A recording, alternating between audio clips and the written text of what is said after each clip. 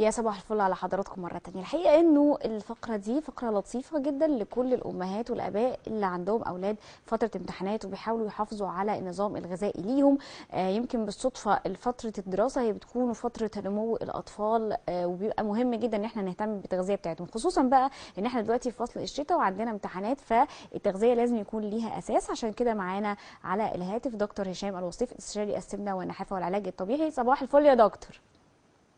دكتور صباح هشام الفل معانا. المصريين. صباح الفل يا ايوه، دكتور. صباح الفل، صباح الخير. اولا كل سنه وحضرتك طيب. ثانيا في فصل الشتاء دلوقتي الاولاد عندهم امتحانات ومحتاجين جدا ان احنا يعني على الرغم ان احنا ملتزمين بنظام اغلبه بيكون الى حد ما في صحي، لكن محتاجين نرفع كفاءه النظام الغذائي عند الاطفال خصوصا في فتره الامتحانات. نعمل ايه يا دكتور في الاول؟ طبعا في الاول ربنا يوفق كل الطلبه اللي عندها امتحانات دلوقتي ويخليهم يجيبوا يحصلوا احسن الدرجات. مهم جدا طبعا التغذيه، لان زي ما احنا عارفين العقل السليم في الجسم السليم، وخصوصا ان الاطفال او الطلاب في فتره الامتحانات بيبقى عندهم ستريس نفسي نتيجه الضغط بتاع الامتحانات والمذاكره. فطبعا احنا بنبقى عايزين حاجتين، ان النمو عند الطلبه يبقى كويس والاطفال، وكمان يبقى عندنا تغذيه سليمه عشان التركيز بتاعهم والستريس النفسي يبدا يقل وهرمون الكورتيزول الطبيعي ما يزيدش في الجسم. وطبعا المعادله دي عشان نعملها لازم نديهم تغذيه سليمه ما تبقاش دسمه وما تبقاش كتير في الكميات وتبقى منوعه وعلى مدار اليوم. طيب بمناسبة ما تبقاش دسمة، أغلبنا إحنا ككبار حتى في فصل الشتاء بيجي فترة الليل يا دكتور بناكل كمية يعني سناكس وفواكه على سندوتشات، حاجات كتير قوي ممكن تكون فيها لخبطة شوية. لكن الطفل زي ما حضرتك قلت محتاج أديله مواد معينة، مواد غذائية معينة عشان تركيزه يزيد. طيب اعمل المعادله دي ازاي ما بين ان الطفل في الشتاء زيه زينا محتاج ياكل كتير وبنجوع كتير، وما بين ان انا اديله مواد هي دي المواد المفيده، مواد غذائيه مفيده؟ جميل. بنديله الحاجه اللي بتديني شبع اكتر من غير ما تديني طاقه عاليه. يعني مثلا بنديله مثلا فواكه او خضروات بين الوجبات. تمام. بنديله كمثلا مصدر للاوميجا 3 ويكون في نسبه زيوت مفيده زي المكسرات وتزود معانا التركيز، زي مثلا الفول السوداني، اللوز، الحاجات الخفيفه دي، بس كميه صغيره. يعني مثلا قبضه يد، حاجه صغيره كده بتديله قيمه غذائيه متكامله وكمان بتشبعه. بنعوده ان هو لازم يفطر ويتغدى ويتعشى، لازم ياكل 3 وجبات رئيسيه فيها كل القيمه الغذائيه، يعني فيها كميه بروتين كافيه، فيها نشويات، فيها دهون غير مشبعه، فيها الياف عشان تقعد في بطنه فتره اطول. لان احنا لما ناكل مثلا الحاجات اللي فيها معجنات او مخبوزات خفيفه دي بتخلي الطالب يبقى عنده عدم تركيز، نتيجه ان هو بتزود نسبه الانسولين في الجسم نتيجه افراز نسبه سكر اعلى من الاكل اللي داخل، وفجاه بتبدا تنزل بصوره سريعه، وده بيخلي الطالب يفقد التركيز بتاعه. فدايما بندعم النشويات اللي احنا بناخدها انها تبقى نشويات مركبه افضل، وكمان بتبقى مدعمه ببروتين زي البيض او الجبن او اي مصدر بروتين او الفول، الحاجات اللي هي بتعزز معانا الوجبه، وكمان بيبقى معاها نسبه الياف زي الخضروات او الفواكه. فبالتالي انت كده خدتي وجبه متكامله على مدار يومك في ال3 وجبات. طيب. نبعد طبعا عن اضافات زي السمنه والزيوت العاليه في اكلنا، عشان دي بتعمل تخمه ووخم للطلبه او الاطفال، فبالتالي التركيز عندنا بيبدا يقل. طيب. وبرده موضوع اتفضلي. دكتور، معنى كلام حضرتك انه او اللي انا فهمته يعني حضرتك صحح لنا طبعا انه نبعد عن المعجنات صباحا، بمعنى انه الناس اللي متعوده مثلا تاكل ولادها استسهال، باتيهات، كرواسونات، الحاجات دي نبعد عنها الصبح يا دكتور؟ مظبوط. لو انت هتدي له حاجه زي كده لازم ياخد معاها مصدر بروتيني، كان انك تدي له معاها بيضه مسلوقه وخيارتين مثلا، ندي له معاها مثلا جبنه السلطه ياكلها وياكل البتيهايه، يدي له معاها مثلا ثمره فاكهه وحتنه من اللوز مثلا او الفول السوداني، بحيث ان هو ياخد حاجه فيها الياف وبروتين ونسبه دهون تقلل امتصاص السكر السريع اللي ممكن يعمل للطفل انه يفقد مره واحده نسبه السكر، تركيزه بيقل وبيبقى محتاج انه ياكل تاني اكتر او ان هو يزود في الاكل بتاعه. طيب اللحوم المجمده او الحاجات اللي هي زي اللانشون والحاجات دي يا دكتور، بنعتمد عليها كتير قوي في فطارنا مع الاطفال. يمكن انا قريت قبل كده ريبورت كان بيتكلم انه مش صحيه تماما تكون في فتره الصباح بالذات. الكلام ده صحيح او لا يا دكتور؟ اللحوم المصنعه والجبن المصنعه بيبقى عليها اضافات، وطبعا زي ما احنا عارفين ان احنا لو حبينا ناخد حاجه زي دي او نديها لاولادنا او اطفالنا يفضل انها تبقى مقننه. يعني ايه مقننه؟ ما تبقاش بصوره مستمره، ما يبقاش كل يوم بياخد نفس الحاجه يوميا. فبالتالي لو خدها مره او مرتين في الاسبوع بصوره مقننه مش هيبقى فيها اي مشكله، ويبقى المصدر مصدر مفيد او مصدر موثوق فيه، بحيث انه ما يبقاش فيه اي مشكله بالنسبه للطالب او الطفل. طيب ليه بيحصل عند بعض الاطفال دون التانيين يا دكتور شراهه في الاكل بالليل خصوصا في فتره الشتاء؟ يمكن في اطفال العكس تماما، الاب والام بيقعدوا يتحايلوا عليه عشان ياكل، واطفال تانية يعني تلاقي النقيض انه طول الليل عايز ياكل. هل ده جزء نفسي ولا ده بيبقى فيه مشكله مثلا في الهضم او كده يا دكتور؟ هو طبعا بيخش فيه اكتر من عامل. اولا في عامل وراثي، نتيجه ان الشخص ده بيبقى عنده اصلا هرمون الجوع عنده اعلى شويه. تمام. في طبعا اطفال ثانيه او طلاب ثانيين لا بيبقى عندهم العامل الجوع عندهم قليل. رقم 2 الاسترس النفسي وزياده هرمون الكورتيزول من الحاجات اللي بتنشط معايا افراز انسولين اعلى في الجسم، وده بيخلي الشخص يميل انه يجوع اسرع ويحتاج انه ياكل اكتر. فده احنا دايما بنقول في الاسترس النفسي. رقم 3 عامل الشتاء ودرجه الحراره المنخفضه. زي ما احنا عارفين ان درجات الحراره المنخفضه طبعا الجسم بيفقد طاقه عشان يدفي الجسم في وسط درجه الحراره المنخفضه. فبالتالي بيطلب انه ياخد اكل من بره عشان يبدا لانه مصدر الطاقه. عندنا مصدرين للطاقه، مصدر خارجي عن طريق الاكل ومصدر داخلي عن طريق الدهون اللي الجسم مختزلها للاستخدام في وقت البرد او وقت درجات الحراره المنخفضه. طبعا بيديله اشاره ان هو محتاج انه ياخد اكل خارجي عشان يدخل طاقه جسمه فيدفي جسمه. فده بيخلي الطالب او الطفل فتره بالليل يزيدوا، خصوصا الشتاء في الليل في الشتاء بيبقى طويل شويه طبعا، فبيبقى محتاج ان هو يركز اكتر وتركيزه بيزيد، فالعاملين بيخلوه يميل انه ياكل اكتر. طيب بالنسبه للمناعه كتير جدا بنبقى يتكلم الفتره دي خصوصا من بعد كورونا بقى بدانا نركز في مصطلح المناعه يعني بمصطلح بالشكل الطبي. ازاي ارفع المناعه الخاصه بالاطفال وكمان يعني ازود من كفاءه مناعه طفلي حتى لو هو يعني شخص سليم؟ طيب لو هو عنده مناعه ضعيفه او شخص طبيعي يفضل ان هو ياخد معلقه عسل ابيض صباحا ومساء عليها عصره ليمون، وخصوصا في فصل الشتاء. رقم 1. رقم 2 يهتم بالتغذيه، تبقى التغذيه موظفه توظيف كامل، انه ياخد احتياجه من البروتين، لازم يزود في بروتينه في فطار وغدا وعشاء، ياخد نسبه البروتين بتاعه والنشويات والدهون والخضروات بصوره متكامله. ياخد من 3 ل 4 حصص فواكه يوميا. حصص يعني ثمره، يعني احنا دايما بنقول الفاكهه بحصه، فهو يوزعها على مدار اليوم، ياخدها بين فطار وغدا وبين غدا وعشاء. طبعا في الشتاء يفضل كمان اللي هي البرتقال واليوسفي، الحاجات اللي فيها فيتامين سي. بالظبط. نحاول ان احنا ناخد بقى وجبات سخنه شويه زي البليله، نحط عليها لبن وحتنا من المكسرات، معلقه عسل ابيض، دي بتبقى وجبه كامله او متكامله بالنسبه للاطفال في فصل الشتاء. يحاولوا ياكلوا حاجه زي البطاطا الحلوه مره في اليوم، برضو من الحاجات المفيده وبتدي شبع للاطفال وبتدي تركيز عالي عشان فيها نسبه نشويات كويسه. كل الحاجات دي هتحسن معاهم جهاز المناعه وتديهم دفء اثناء فصل الشتاء، وكمان تركيز عالي في فتره الامتحانات. دكتور هو بيفرق في التغذية خصوصا التغذية العلاجية، لو هحط نظام غذائي صحي للأطفال بتفرق إذا كان الطفل ده ولد أو بنت مع الطبيب؟ تفرق معاه؟ طبيعي جدا طبعا، لأن احنا لما بنيجي نحط نظام غذائي بنشوف الشخص اللي قدامنا عمره بيختلف فيه. طبعا العمر، السن عنده كام سنة، في مرحلة معينة من السن بيبقى طبعا معدلات الطاقة اللي الجسم محتاجها وهي مرحلة البلوغ بتبقى أعلى. طبعا بالنسبة للفيميل أو البنات عن الولاد طبعا بتختلف. طبعا السعرات الحراريه اللي داخله، الاولاد بياخدوا سعرات حراريه اعلى نتيجه ان الهيكل والكتله العضليه بتاعتهم بتبقى اعلى، فالمعادلات اللي بنيجي نحسبها عشان نديله نظام غذائي صحي بتبقى اعلى من الفيميل، لان عندهم الطاقه الجسم بيحرقها بتبقى اعلى من البنات. لو طفلي بيلعب لعبة رياضية معينة يا دكتور، طبعا أكيد هبقى بتابع وقتها مع طبيب أو متخصص في التغذية العلاجية زي حضرتك مثلا.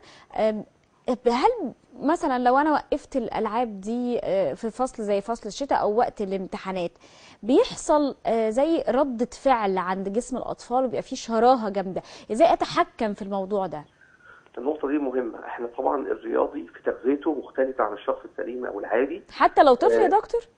حتى لو طفل، لان احنا في عامل بنضربه فاكتور كده على حسب نوع كل رياضة في معدل الطاقة اللي داخل الجسم ومعدل التغذية من البروتين والنشويات والدهون. بيتضرب فيه المعامل ده عشان نحدد القيمة التغذوية اللي داخلة لكل طالب بيلعب رياضة معينة. تمام. فبالتالي اللي بيلعب كرة قدم غير اللي بيلعب مثلا ساعة، غير اللي بيلعب ساعتين، غير اللي بيلعب مثلا حاجة فيها حمل أوزان ثقيلة، غير اللي بيلعب ألعاب قوة. كل واحد يبقى له معدل من الطاقة أعلى.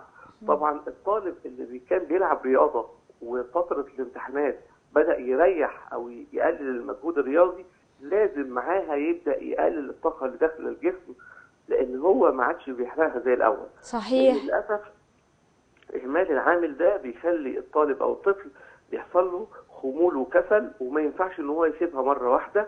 يفضل ان هو يمارس حتى لو رياضه مشي او جري بسيط حتى لو في البيت، عشان يحافظ على معدلات الكتله العضليه والدوره الدمويه بتاعه العضلات اللي بتبقى رايحه لها كويسه في فتره الراحه اللي هو بيبقى قاعدها في البيت. وده بيخلي الطالب يميل ان هو ياكل اكتر. فبنعمل ايه؟ بنزود له حصص الفواكه والخضروات اللي بتديله شبع اكتر، بندعمه بمكسرات، حتتين من المكسرات صباحا ومساء، وبنزود البروتين كبيض او جبن في الفطار والعشاء. فده بيخليه ان هو ما ياكلش كميات اكبر من الحاجات المضره او اللي فيها سعرات حراريه اعلى، فبالتالي هو عوض بحاجه مفيده. طيب دكتور، حضرتك ذكرت حاجتين بيحصل فيهم جدل في الأسرة المصرية. يمكن حضرتك عارف انه الجدة بيبقى ليها آراء دايما مختلفة مع الأم مثلا. يعني دايما الجدة مثلا لأن دي حاجة كومن جدا، أكيد حضرتك في العيادة بتشوفها، ان دايما الجدة عايزة الطفل يبقى وزنه زايد، وهو ده الصحة، وهو ده يعني شخص يكون كده صحيا وغذائيا مظبوط. حضرتك قلت حاجتين بنختلف عليهم. اولا العسل النحل، هل هو مناسب للاطفال ومن سن كام؟ لان حصل عليه جدل كتير جدا الفترات اللي فاتت. ثانيا فكره الفواكه اللي انا هديها للطفل ما بتسببش انتفاخات للطفل يا دكتور ولا لا؟ طبعا احنا بنتكلم على حاجه عامه، بنتكلم باشخاص معينه. ده طبعا بيبقى خارج عنها ان في ناس عندها مشاكل او اضطرابات في الجهاز الهضمي او في القولون، او عندها مشاكل صحيه، او لا قدر الله اطفال عندها نسبه سكر من الطفوله وبتاخد انسولين. صحيح. او غيره. احنا بنستغنى الحاجات دي، احنا بنتكلم في العام. الحاجات دي ما فيش منها اي اضرار لاي طفل نهائيا، الا لو حد عنده مشكله صحيه لازم يبقى تحت اشراف طبي طبعا. فبالتالي بيبقى محسوب نسبه السكر اللي بياخدها قد ايه، لان زي ما احنا عارفين ان الفواكه من الحاجات اللي بتخش جسمنا بسكريات، فبتتحسب من وحدات النشويات والسكريات، فلازم تبقى محسوبه هي بتدخل قد ايه. اما لو الطفل بياخدها وعنده مثلا حساسيه من حاجه معينه، او عنده اضطراب في الجهاز الهضمي، او عنده سكر، لازم ياخد الحاجه دي بصوره مقننه. طبعا جده او الجده اللي دايما عايزه الابن يبقى يعني وزنه زايد شويه يعني. لا ده في دي ياكل، لا هو كده ضعيف، ده وشه اصفر، ده الحاجات دي كلها الاهتمام الزائد سواء من الام او الجد والسويتس اللي دايما بتبقى طول اليوم، يعني دي برضو حاجات الطفل بيتعود عليها وغصب عننا، خلاص بيبقى عنده نوع من انواع الادمان على انه شوكليت مثلا طول اليوم، او حاجات كانديز مثلا. فهو ده بيبقى سبب رئيسي ان ممكن يبقى الطفل عنده سمنه وبدانه بسبب الاهتمام الزائد، او العكس. بيبقى الاهتمام الزائد بيخلي الطالب او الطفل يفقد الشهية للاكل ويعند وياخد سلوك او سلوك معادي للقصه، فيفقد اكله تماما ويبقى عنده نحافه. دايما بنقول خلينا في مرحله وسط، دلوقتي بنديله اكل صحي، مش هنديله. بلاش ان احنا نجبر الاطفال على حاجات هم مش حابينها، ويفضل ان احنا ننظم لهم حياتهم من الطفوله، من السن الصغير، عشان ما نشب على شيء شاب عليه. طبعا طبعا. وزي ما احنا قلنا ان الحاجات دي لو احنا نظمناها واكلناها اكل صحي بصوره مستمره هيتعود عليه. ما نعودوش على الاكل الغير صحي زي الشوكولاتات والمياه الغازيه والحاجات اللي بتدي الطفل يبقى عنده ادمان للاكل ده، او الاكل التيك اواي كتير، لان ساعتها بيبقى في ادمان للطعام، ودي مرحله ثانيه خالص وليها طريقه في العلاج مختلفه عن الاشخاص الاسوياء. طيب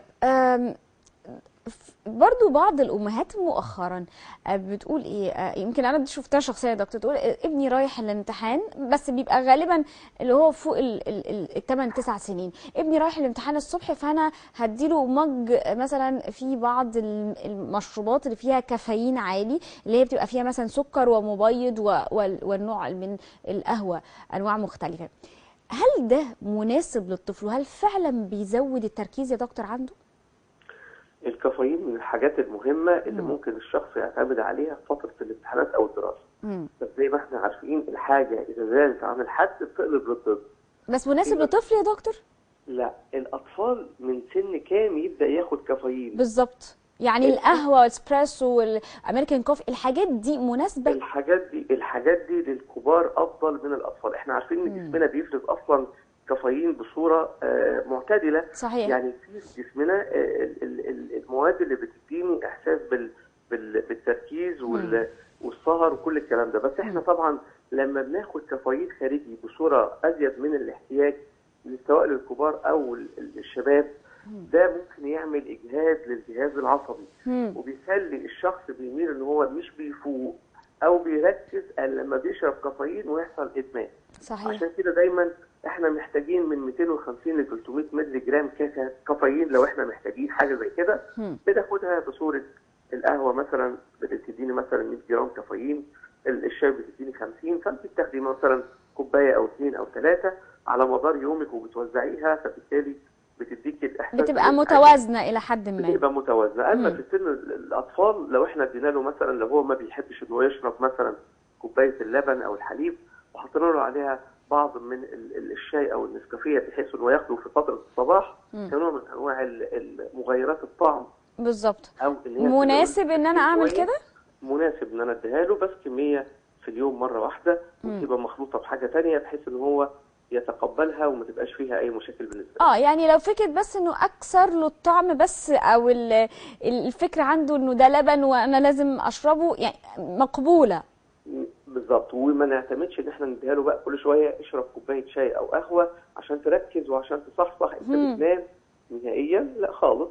نعتمد ان احنا بنديله وجبات مش دسمه عشان ما تديلوش الايحاء او التاثير السلبي بتاع الاكل الدسم اللي هو الخمول نتيجه الدم بيروح للمعده والمخ بيبدا يفقد دم فتره طويله، فده بيديله تركيز اقل وخمول وكسل، فبالتالي بيميل ان هو ما يركزش في المذاكره او في الامتحان. طيب دكتور، الكلام اللي حضرتك بتقوله ده اكيد امهات كتير اللي هو يمكن في جيلنا تقدر تتبعه، لكن في بعض الامهات تانية او في ثقافات تانية في بعض البيوت بتقول انه لا، انا ابني وزنه زايد بس هو تمام ومناعته كويسة وما بيعياش، وعندي حد تاني وزنه أقل وبيعيا كتير. هل فعلا الوزن ليه علاقة بالمناعة يا دكتور أو لا؟ طبعا الوزن ملوش علاقة بالمناعة، بس طبعا كل ما الوزن زاد أو في عندي سمنة أعلى تبقى عرضة إن مناعة الطفل تبقى أكتر أقل. أوكي. احنا عارفين إن المناعة بتعتمد على عوامل بيئية حوالينا، يعني الشخص اللي في البيت مثلا او بيخرج في درجات حراره منخفضه وتغيير الجو من سخن لساقع بيبقى عرضه لاصابه بنزلات برد كتير. بس ده مش معناه ان هو مناعته قليله، لا بالعكس، العامل الخارجي او عامل البيئي هو اللي مؤثر. اتعرض لشخص مثلا مصاب بانفلونزا وحصل عدوى منه بميكروب معين وحصل له اصابه، هو خد العدوى من الخارج نتيجه التعرض لعامل بيئي. طبعا احنا الجهاز المناعي بتاعنا سبحان الله ربنا مديله القوه ان هو يتغلب على الحاجات دي ويقاوم. وطبعا انا لو خدت تغذيه سليمه من احتياجنا من فيتامين سي ومن البروتين بصوره كافيه يوميا، انا بقوي جهازي المناعي. انا خدت وجباتي متزنه في الفطار والغداء والعشاء، انا قويت جهازي المناعي. انا نمت نوم كافي، نوم كافي اللي هم من 6 ل 8 ساعات على الاقل، انا كده قويت جهازي المناعي. انا خدت معلقه العسل اللي هي فيها البروبيوتيك والمضادات للالتهابات وتقويه الجهاز المناعي معلقه يوميا صباحا ومساء، وخصوصا في فصل الشتاء انا بقوي الجهاز المناعي. ده بخلاف ان انا بقى اخد بالي من العوامل الخارجيه اللي احنا قلنا عليها اللي بتبقى سبب لتكرار العدوى او المشكله اللي ممكن تعمل لي ارهاق وضعف في جهاز المناعه. المشروبات بقى يا دكتور اللي احنا ككبار بنجيبها، يعني نوع من انواع الاعشاب مثلا من عند العطار، ساعات بيبقى فيه وصفات كده، مثلا تدخل عند العطار تلاقي فيه وصفه دي للكحه، دي للبرد، دي للمغص، دي للقولون. اولا كمتخصص واستشاري في التغذيه العلاجيه، هل الكلام ده لينا احنا عموما ككبار صحيح او لا؟ ثانيا، هل ممكن الأطفال كمان يشربوا معايا الأعشاب دي يا دكتور ولا لا؟ علم الأعشاب والطب العلاج بالأعشاب ده علم كبير جدا. لازم يبقى فاهمين إنه له فوائد كتير جدا وله استخدامات مختلفة. لازم يبقى فاهم كل واحد بياخد إيه وفعلا بيفيد ولا لا. طبعا كل حاجة بتبقى داخلة عن طريق الأعشاب بتبقى مفيدة. الزيوت العطريه او اللي موجوده في الاوراق بتاعه الاعشاب او التركيبات العشبيه بتبقى مهمه جدا وليها خصائص لكل نوع من انواع الحاجات دي. زي مثلا احنا بنقول على سبيل المثال الزنجبيل من الحاجات الموسعه للشعب الهوائيه، للناس اللي عندها ضيق في الشعب الهوائيه او ازمات او ربو او غيره، فيفضل ان هو يشربه ويحط معاه ليمون، فده هياخده صباحا ومساء من الحاجات اللي هتساعد معاه في القصه دي. طبعا القرفة من الحاجات المهمة جدا لتقليل نسبة السكر في الجسم بنسبة من 10 ل 15%، وكمان مضادة للأكسدة ومضاد حيوي قوي، وكمان بتعلي معدلات التمثيل الغذائي والحرق. عندنا الكمون بالليمون من الوصفات الكويسة لتقليل الشهية عند الأطفال والطلبة أثناء المذاكرة، وكمان طرد الغازات اللي ممكن تتكون نتيجة الاسترس والضغط النفسي. فبالتالي لو تعود الطالب إنه ياخد الحاجات دي مرة أو مرتين في اليوم هتساعده كتير. اليانسون والنعناع برضو من الحاجات المهمة جدا لتحسين الأحبال الصوتية وتنظيف الحلق من أي التهابات أو أي ميكروبات ممكن تدخل عن طريق الجهاز التنفسي، وكمان بتحسن الجهاز الهضمي وتقلل الانتفاخ والاضطرابات اللي ممكن تحصل برضو نتيجة الاسترس النفسي. ده بنضرب أمثلة بسيطة على بعض الحاجات، بخلاف بقى حاجات تانية كتير وده علم كبير طبعا مش هنتطرق فيه. دكتور هشام بشكرك جدا جدا، ومستنيين حضرتك ان شاء الله في حلقات جايه تكون مشرفنا في الاستوديو وتعرفنا اكتر، لانه موضوع المشروبات واللي ليها علاقه كمان بمناعتنا بدا يبقى ينتشر الثقافه دي، وخصوصا انه حضراتكم كمان بتعلمونا اكتر واكتر عن المنتجات الطبيعيه. بشكرك جدا جدا دكتور هشام الوصيفي استشاري السمنه والتغذيه. ووفق طلابنا ان شاء الله في امتحاناتهم ومذاكراتهم ووصلهم اللي هم عايزينه. بشكرك جدا يا دكتور، صباح الفل ان شاء الله. شكرا، صباح الفل. صباح الفل. مشاهدينا خلينا نطلع فاصل سريع، بعد كده نكمل فقراتنا في نهاركم سعيد النهارده.